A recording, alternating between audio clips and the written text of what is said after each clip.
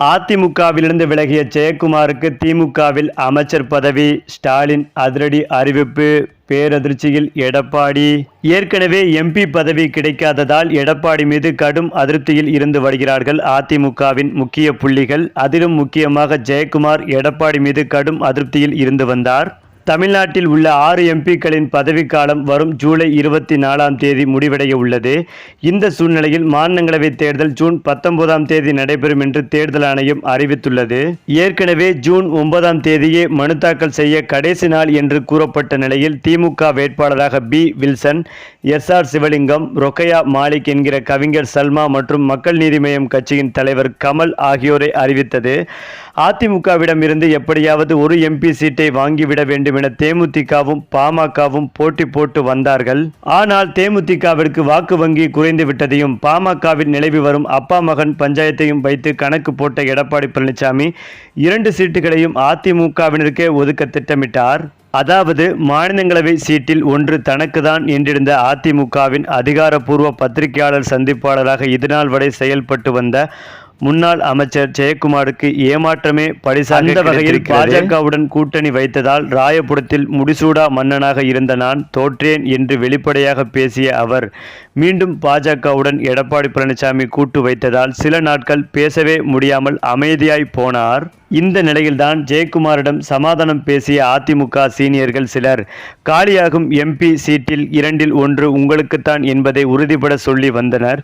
இதனால் மீண்டும் செய்தியாளர்கள் மத்தியில் தோன்றிய ஜெயக்குமார் வழக்கத்திற்கு மாறாக அடக்கியே வாசிக்க தொடங்கினார்.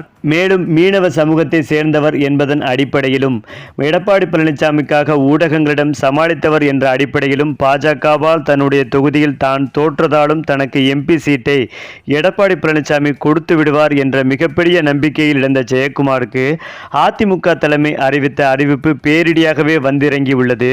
இதனால் சற்று கலங்கியே போய்விட்டார் என்கிறார்கள் அவருடைய ஆதரவாளர்கள்.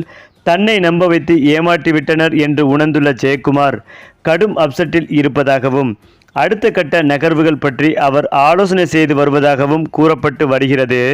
அதேபோல் இன்பத்துறையாவது அதிமுகவின் வழக்குகளை நடத்தி வரும் ஊரடிந்த நபர்.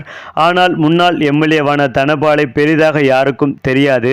ஆனால் அப்படியான நபருக்கு எம்பி சீட் கொடுத்துவிட்டு தன்னை எடப்பாடி பழனிசாமி ஓரம் கட்டி விட்டதாக ஜெயக்குமார் குமுறி உள்ளதாக அவருடைய ஆதரவாளர்கள் தெரிவிக்கின்றனர்.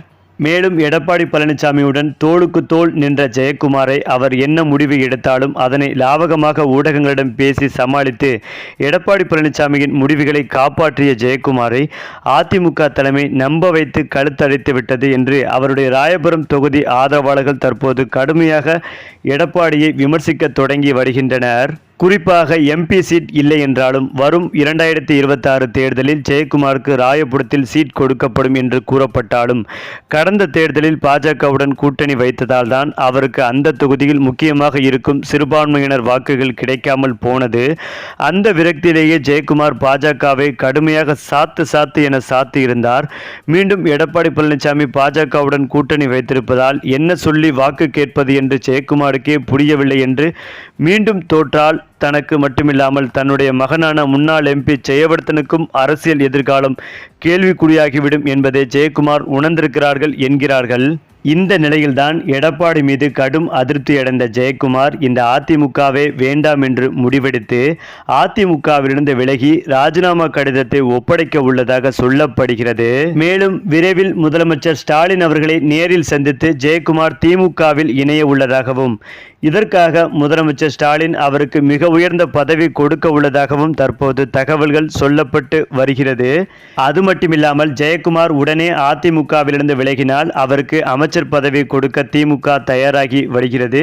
மேலும் எம்பி பதவி அடுத்து நடக்கும் எம்பி தேர்தலில் அவருக்கு உறுதியாக எம்பி பதவி கிடைப்பதற்கான வாய்ப்புகளும் இருப்பதாக சொல்லப்படுகிறது.